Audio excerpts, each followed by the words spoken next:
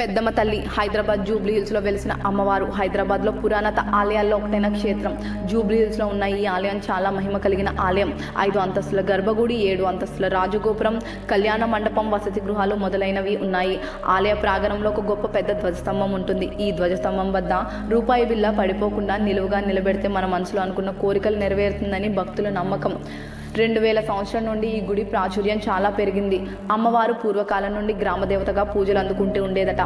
ఇక ఉత్సవాల విషయానికి వస్తే ఈ ఆలయంలో 5 ప్రధాన ఉత్సవాలు జరుగుతాయి. అవి బ్రహ్మోత్సవాలు, బోనాలు, శేకాంబిక ఉత్సవాలు, దసరా నవరాత్రులు, శరణ నవరాత్రులు.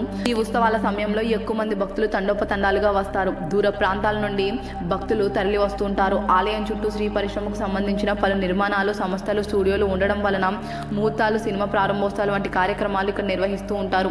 పెద్దమ్మ తల్లి కోరితే వరమిస్తుంది, మొక్కితే కరుణిస్తుంది. కానీ ఈ ఆలయంలో కాలు పెట్టగానే నిశ్చింతగా ఉంటుంది. ఇక పురాణం విషయానికి వస్తే మహిమాసురుడు అనే రాక్షసుడు 3 లోకాలను పీడించేవాడు.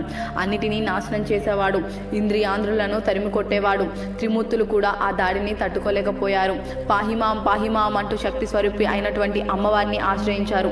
మహాశక్తి ముందు రాక్షస శక్తి చిన్నబోయింది. అంతిమ విజయం అమ్మవారిది అయింది. ఆ సుదీర్ఘ పోరాటంలో అలసిన అమ్మవారికి కాస్తంత విశ్రాంతి అవసరం అనిపించింది.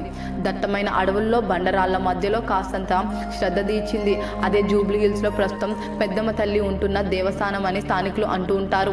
పెద్దమ్మ అన్న మాట ఏ పురాణాల్లోనూ కనిపించదు, ఏ స్తోత్రాల్లోనూ వినిపించదు. 3 అమ్మల మూలపుటమ్మే కడు పెద్దమ్మ. 7 ఎకరాల ఆభరణంలో విస్తరించిన ఆధ్యాత్మిక క్షేత్రం.